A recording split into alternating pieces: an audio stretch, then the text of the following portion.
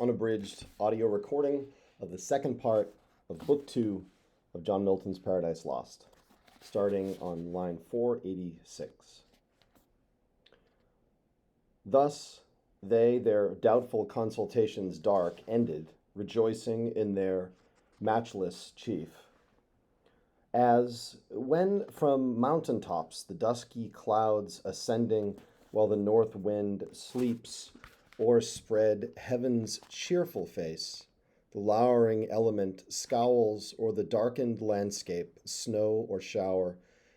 If chance the radiant sun with farewell sweet extend his evening beam, the fields revive, the birds their notes renew, and bleating herds attest their joy.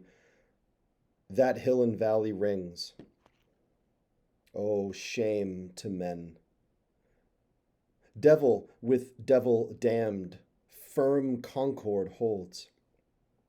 Men only disagree of creatures rational, though under hope of heavenly grace, and God, proclaiming peace, yet live in hatred, enmity, and strife among themselves, and levy cruel wars, wasting the earth each other to destroy, as if, which might induce us to accord, man had not hellish foes enough besides that day and night for his destruction.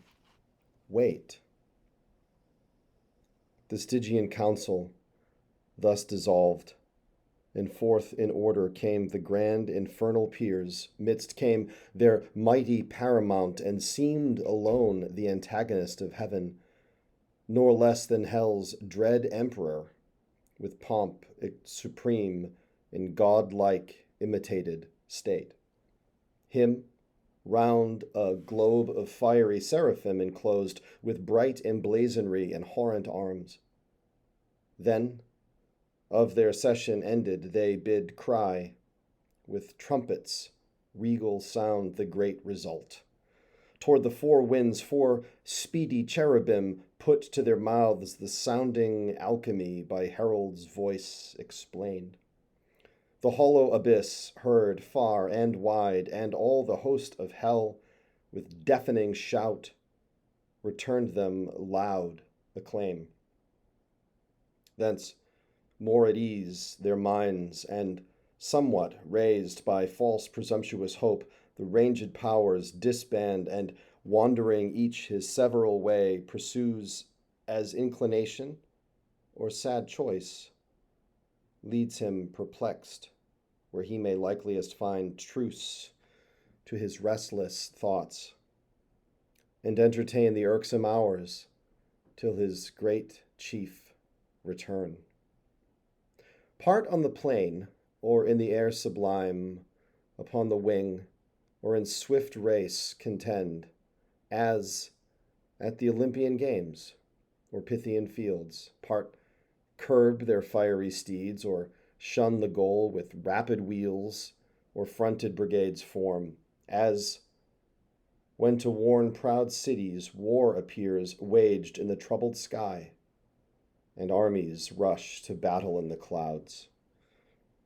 Before each van prick forth the airy knights, and couch their spears till thickest legions close, with feats of arms from either end of heaven in the welkin burns. Others, with vast Typhoean rage, more fell, rend up both rocks and hills, and ride the air in whirlwind. Hell scarce holds the wild uproar, as when Alcides from Oechalia, crowned with conquest, felt the envenomed robe and tore through pain up by the roots Thessalian pines, in Lycus from the top of Oeta through into the Euboic Sea. Others, more mild, retreated in a silent valley, sing with notes angelical to many a harp their own heroic deeds, and, hapless, fall by doom of battle, and complain that fate free virtue should enthrall to force or chance. Their song was partial, But the harmony, what could it less when spirits immortal sing, suspended hell and took with ravishment the thronging audience. In discourse more sweet, for eloquence the soul, song charms the sense, others apart sat on a hill, retired in thoughts more elevated, reasoned high of providence, foreknowledge, will, and fate, free will, foreknowledge, absolute, and found no end in wandering mazes lost of good and evil. Much they argued then of happiness and final misery, passion and apathy and glory and shame, vain wisdom all and false philosophy. Yet, with a pleasing sorcery, could charm pain for a while, or anguish, and excite fallacious hope, or arm the obdurate breast with stubborn patience as with triple steel. Another part in squadrons and gross bands on bold adventure to discover wide that dismal world, if any clime perhaps might yield them easier habitation, bend 4 ways their flying march along the banks of 4 infernal rivers that disgorged into the burning lake their baleful streams, abhorred Styx, the flood of deadly hate, sad Acheron of sorrow black and deep, Cocytus, famed of lamentation loud, heard on the rueful stream, fierce Phlegethon, whose waves of torrent fire inflame with rage. Far off from these, a slow and silent stream, Lethe, the river of oblivion, rolls her watery labyrinth, whereof who drinks forthwith his former state and being forgets both joy and grief, pleasure and pain. Beyond this flood, a frozen continent lies dark and wild, beat with perpetual storms of whirlwind and dire hail, which on firm land thaws not, but gathers heap and ruin seams of ancient pile. All else deep snow and ice, a gulf profound as the Serbonian bog betwixt Demetia and Mount Cassius old, whose armies whole have sunk. The patching air burns, frore and cold performs the effect of fire. Thither by harpy-footed furies hailed, at certain revolutions, all the damned are brought, and feel, by turns, the bitter change of fierce extremes. Extremes by change more fierce, from beds of raging fire to starve in ice. There soft ethereal warmth, and there to pine, immovable, infixed and frozen round periods of time, thence hurried back to fire. They ferry over this Lethean sound both to and fro, their sorrow to augment, and wish and struggle as they pass, to reach the tempting stream with one small drop, to lose in sweet forgetfulness all pain and woe, all in one moment, and so near the brink.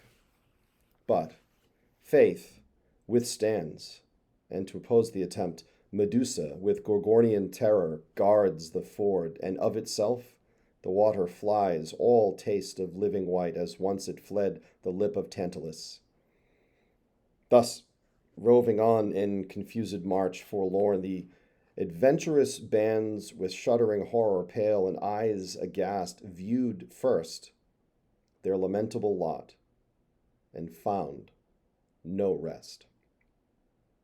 Through many a dark and dreary vale they passed, and many a region dolorous, or many a frozen, many a fiery Alp, rocks, caves, lakes, fens, bogs, dens, and shades of death, a universe of death, which God, by curse, created evil, for evil only good, where all life dies, death lives, and nature breeds perverse, all monstrous, all prodigious things, abominable, inutterable, and worse than fables yet have feigned or fear conceived, gorgons and hydras and chimeras dire. Meanwhile, the adversary of God and man, Satan, with thoughts inflamed of highest design, puts on swift wings and towards the gates of hell explores his solitary flight. Sometimes he scours the right-hand coast, sometimes the left. Now shaves with level wing the deep, then soars up to the fiery concave towering high. As, when far off at sea, a fleet descried hangs in the clouds by equinoctial winds, close sailing from Belgala or the isles of Ternate and Tidore, whence merchants bring their spicy drugs. They, on the trading flood through the wide Ethiopian to the Cape, ply, stemming nightly toward the pole. So seemed far off the flying fiend. At last appear hellbounds high-reaching to the horrid roof, and thrice threefold the gates. Three folds were brass, three iron, three of adamantine rock, impenetrable, impaled with circling fire, yet unconsumed. Before the gates there sat on either side a formidable shape. The one seemed woman to the waist and fair, but ended foul in many a scaly fold, voluminous and vast, a serpent armed with mortal sting.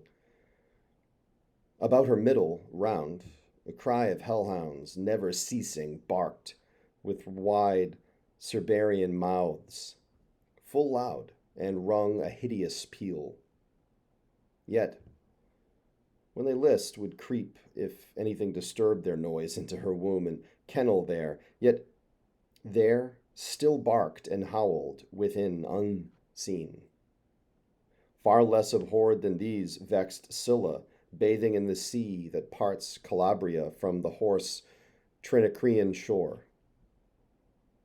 Now, nor uglier follow the night hag when, called in secret, riding through the air, she becomes lured with the smell of infant blood, to dance with Lapland witches, while the laboring moon eclipses at their charms. The other shape, if shape it might be called, that shape had none distinguishable in member, joint, or limb, or substance might be called that shadow seen, for each seemed either. Black it stood as night, fierce as 10 furies, terrible as hell, and shook with a dreadful dart. What seemed his head, the likeness of a kingly crown had on. Satan was now at hand, and from his seat the monster, moving onward, came as fast with horrible strides. Hell trembled as he strode. The undaunted fiend, what this might be, admired, not feared. God and his Son except, created thing nothing valued he, nor shunned, and with disdainful look thus first began. Whence, and what art thou, exorable shape, that darest, though grim and terrible, advance thy miscreated front athwart my way to yonder gates? Through them I mean to pass, that be assured without leave, asked of thee, retire, or taste thy folly, and learn by proof hell-born, not to contend with spirits of heaven. To whom the goblin, full of wrath, replied, Art thou that traitor angel?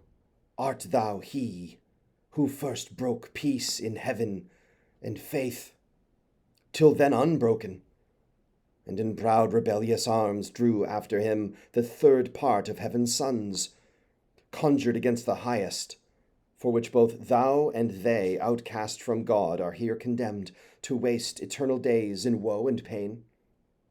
and reckonest thou thyself with spirits of heaven, hell-doomed, and breathest defiance here, and scorn where I reign king, and to enrage thee more, thy king and lord, back to thy punishment, false fugitive, and to thy speed add wings, lest with a whip of scorpions I pursue thy lingering, or with one stroke of this dart strange horror seize thee, and pangs unfelt before.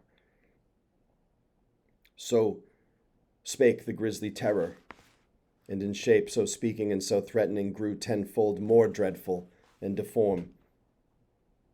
On the other side, incensed with indignation, Satan stood unterrified, and like a comet burned that fires the length of Ophiuchus huge in the Arctic sky, and from his horrid hair shakes pestilence and war. Each at the head levelled his deadly aim, their fatal ends no second stroke intend, and such a frown each cast at the other, as when two black clouds with heaven's artillery fraught come rattling on over the Caspian, then stand front to front, hovering a space, till winds their signal blow to join the dark encounter in midair. So frowned the mighty combatants that hell grew darker at their frown. So matched they stood, for never but once more was either like to meet so great a foe. And now great deeds had been achieved, whereof all hell had rung, had not the snaky sorceress that sat fast by Hellgate and kept the fatal key risen, and with hideous outcry rushed between. "O Father, what intends thy hand," she cried, "against thy only son? What fury, O Son, possesses thee to bend that mortal dart against thy father's head? And know'st for whom? For him who sits above and laughs the while at thee, ordained his drudge to execute whate'er his wrath, which he calls justice, bids, his wrath, which one day will destroy ye both." She spake, and at her words the hellish pest forbore. Then these to her Satan returned. "So strange thy outcry, and thy words so strange thou interposes, that my sudden hand prevented spares to tell thee yet by deeds what it intends, till first I know of thee, what thing thou art, thus double formed, and why in this infernal vale first met thou call'st me father, and that phantasm call'st my son. I know thee not, nor ever saw till now sight more detestable than him and thee." To whom thus the portress of Hell Gate, replied, "Hast thou forgot me then? And do I seem now in thine eyes so foul, once deemed so fair in heaven, when at the assembly and in sight of all the seraphim with thee combined in bold conspiracy against heaven's king? All on a sudden miserable pain surprised thee, dim thine eyes, and dizzy swum in darkness, while thy head flames thick and fast threw forth, till on the left side opening wide, likes to thee in shape and countenance bright? Then, shining heavenly fair, a goddess armed, out of thy head I sprung. Amazement seized all the host of heaven. Back they recoiled, afraid at first, and called me Sin, and for a sign portentous held me. But familiar grown I pleased, and with attractive graces won the most averse, thee chiefly, who full oft thyself in me, thy perfect image viewing, becamest enamored, and such joy thou tookst with me in secret, that my womb conceived a growing burden. Meanwhile, war arose, and fields were fought in heaven, wherein remained, for what could else, to our almighty foe, clear victory, to our part, loss and rout through all the Empyrean. Down they fell, driven headlong from the pitch of heaven, down into this deep, and in the general fall I also, at which time this powerful key into my hand was given, with charge to keep these gates forever shut, which none can pass without my opening. Pensive here I sat alone, but long I sat not, till my womb, pregnant by thee, in now excessive groan, prodigious motion felt, and rueful throes. At last this odious offspring, whom thou seest thine own begotten, breaking violent way, tore through my entrails, that with fear and pain distorted all my nether shape, thus grew transformed. But he, my inbred enemy, forth issued, brandishing his fatal dart made to destroy. I fled and cried out, Death!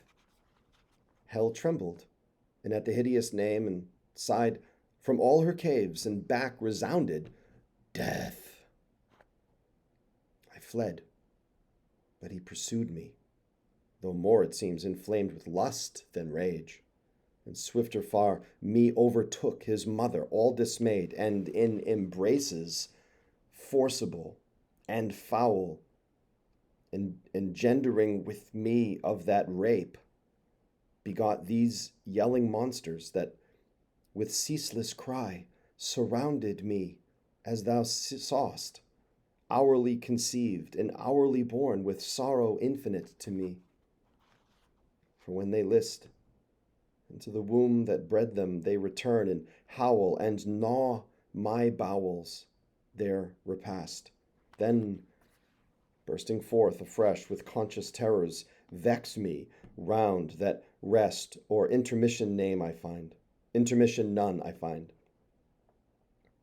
Before mine eyes in opposition sits grim death, my son and foe, who sets them on, and me, his parent, would full soon devour for want of other prey, but that he knows his end with mine involved, and knows that I should prove a bitter morsel, and his bane, whenever that should be.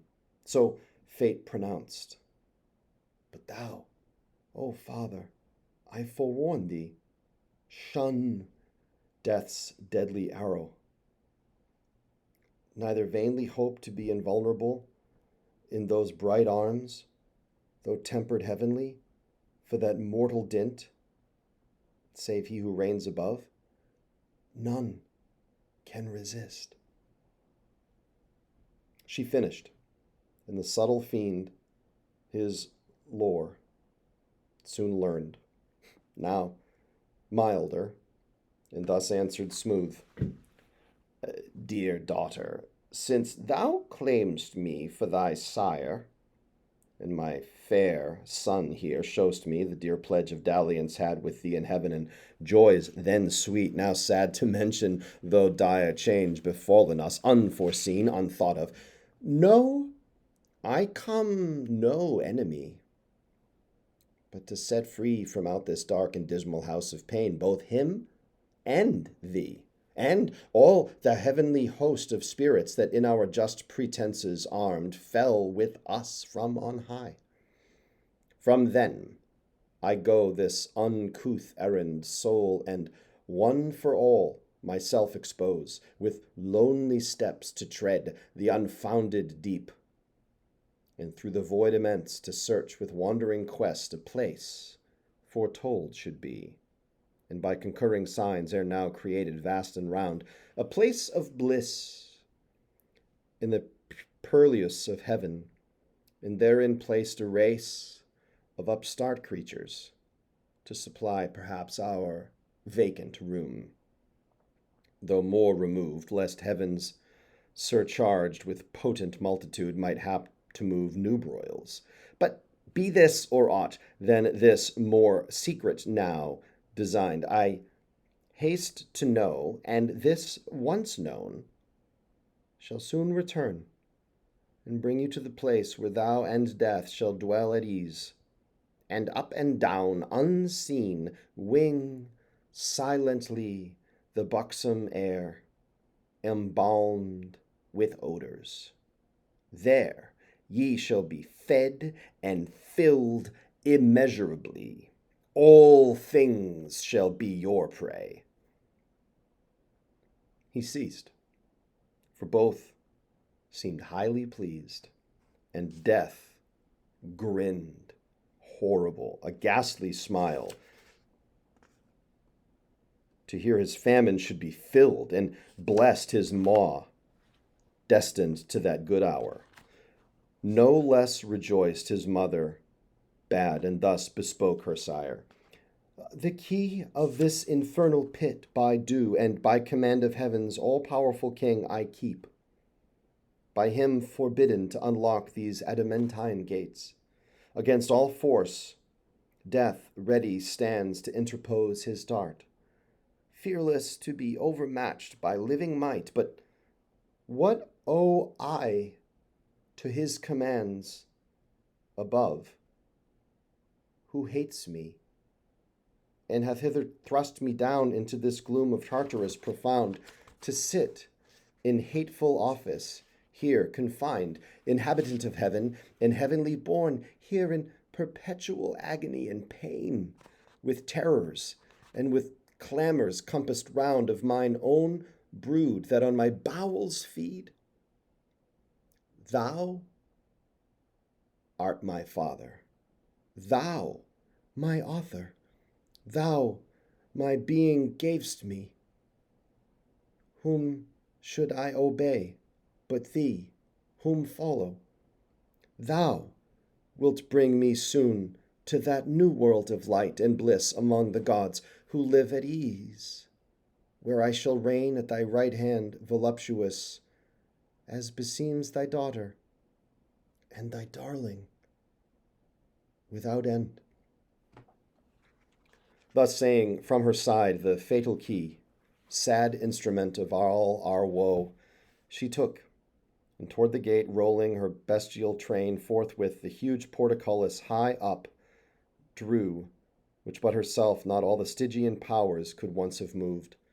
Then, in the keyhole, turns the intricate wards, and every bolt and bar of massy iron or solid rock with ease unfastens. On a sudden open fly with impetuous recoil and jarring sound the infernal doors, and on their hinges great harsh thunder that the lowest bottom shook of Erebus. She opened, but to shut excelled her power.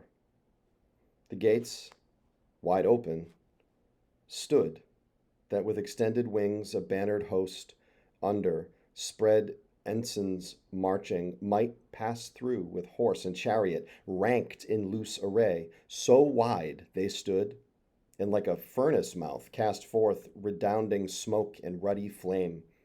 Before their eyes in sudden view appear the secrets of the hoary deep, a dark, illimitable ocean, without bound, without dimension, where length, breadth, and height, and time and place are lost, where eldest night and chaos, ancestors of nature, hold eternal anarchy amidst the noise of endless wars, and by confusion stand. For hot, cold, moist, and dry, 4 champions fierce strive here for mastery, and to battle bring their embryon atoms. They, around the flag of each his faction in their several clans, light armed or heavy, sharp, smooth, swift or slow, swarm populous, unnumbered as the sands of Barca or Serene's torrid soil, levied to side with warring winds and poise their lighter wings. To whom these most adhere, he rules a moment. Chaos, umpire sits, and by decision more embroils the fray by which he reigns. Next him, high arbiter Chance, governs all. Into this wild abyss, the womb of nature, and perhaps her grave, of neither sea, nor shore, nor air, nor fire, but all these in their pregnant causes mixed confusedly, and which thus must ever fight, unless the Almighty Maker them ordain his dark materials to create more worlds. Into this wild abyss the wary fiend stood on the brink of hell and looked a while, pondering his voyage, for no narrow frith he had to cross. Nor was his ear less peeled with noises loud and ruinous, to compare great things with small, than with Bellona storms, with all her battering engines bent to raise some capital city, or less than if this frame of heaven were falling, and these elements in mutiny had from her axle torn the steadfast earth. At last, his sail-broad vans he spreads for flight, and in the surging smoke uplifted spurns the ground, thence many a league, as in a cloudy chair ascending, rides audacious, but that seat soon failing meets a vast vacuity. All unawares, fluttering his pennon's vein, plumb down he drops 10,000 fathom deep, and to this hour down had been falling, had not by ill chance the strong rebuff of some tumultuous cloud, instinct with fire and nitre, hurried him as many miles aloft. That fury stayed, quenched in a boggy Syrtis, neither sea nor good dry land, nigh foundered on he fares, treading that crude consistence, half on foot, half flying. Behooves him now both oar and sail, as when a griffin through the wilderness with winged course, o'er hill or moory dale, pursues the Arimaspian who by stealth had from his wakeful custody purloined the guarded gold. So eagerly the fiend o'er bog or steep, through strait, rough, dense, or rare, with head, hands, wings, or feet, pursues his way, and swims, or sinks, or wades, or creeps, or flies, at length a universal hubbub wild, of stunning sounds and voices, all confused, borne through the hollow dark, assaults his ear with loudest vehemence. Thither he plies undaunted, to meet there whatever power or spirit of the nethermost abyss might in that noise reside, of whom to ask which way the nearest coast of darkness lies, bordering on light, when straight, behold, the throne of chaos, in his dark pavilion spread wide on the wasteful deep. With him enthroned sat sable-vested Night, eldest of things, the consort of his reign, and by them stood Orcus and Adis, in the dreaded name of Demogorgon, rumor next, and chance, and tumult, and confusion, all embroiled, and discord with 1,000 various mouths. To whom Satan, turning boldly, thus: Ye powers and spirits of the nethermost abyss, chaos and ancient night, I come no spy with purpose to explore or to disturb the secrets of your realm, but by constraint, wandering this darksome desert, as my way lies through your spacious empire up to light, alone and without guide, half lost, I seek what readiest path leads, where your gloomy bounds confine with heaven, or of some other place from your dominion one the ethereal king possessed lately, thither to arrive, I travel this profound, direct my course. Directed, no mean recompense it brings to your behoof, if I, that region lost, all usurpation thence expelled, reduce to her original darkness and your sway, which is my present journey, and once more erect the standard there of ancient night. Yours be the advantage all, mine the revenge. Thus Satan, And him, thus the anarch old, with faltering speech and visage incomposed, Night answered,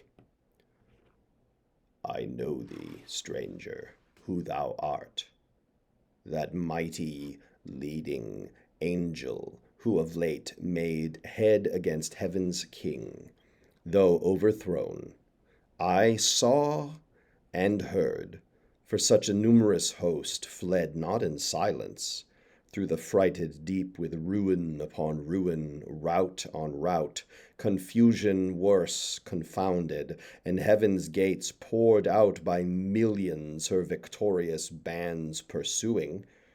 I upon my frontiers here keep residence. If all I can will serve that little which is left so to defend, encroached on still through your intestine broils, weakening the scepter of old night. First, hell, your dungeons stretching far and wide beneath. Now, lately heaven and earth, another world, hung over my realm, linked in a golden chain to that side heaven from whence your legions fell. If that way be your walk, you have not far, so much the nearer danger. Go and speed, havoc and spoil and ruin are my gain. He ceased, and Satan stayed not to reply, but glad now that his sea should find a shore with fresh alacrity in force renewed springs upward like a pyramid of fire into the wide expanse, and through the shock of fighting elements on all sides round environed wins his way, harder beset and more endangered than when Argo passed through Bosphorus betwixt the jostling rocks, or when Ulysses on the labored shunned Charybdis and by the other whirlpool steered. So he, with difficulty and labor hard, moved on. With difficulty and labor but he once passed, soon after when man fell, strange alteration.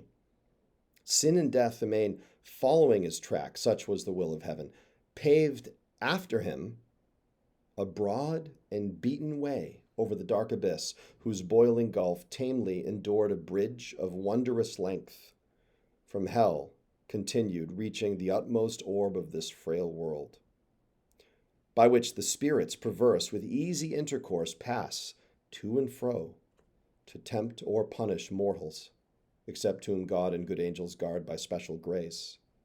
But now, at last, the sacred influence of light appears, and from the walls of heaven shoots far into the bosom of dim night, a glimmering dawn. Here, nature first begins her farthest verge, and chaos to retire, as from her outmost works a broken foe with tumult less, and with less hostile din, that Satan, with less toil, and now with ease, wafts on the calmer wave by dubious light, and like a weather-beaten vessel holds gladly the port, though shrouds and tackle torn, or in the emptier waste resembling air weighs his spread wings, at leisure to behold far off the imperial heaven extended wide in circuit, undetermined square or round, with opal towers and battlements adorned of living sapphire, once his native seat, and fast by hanging in a golden chain this pendant world, in bigness as a star of smallest magnitude close by the moon, thither full fraught with mischievous revenge, accursed, and in accursed hour he hides.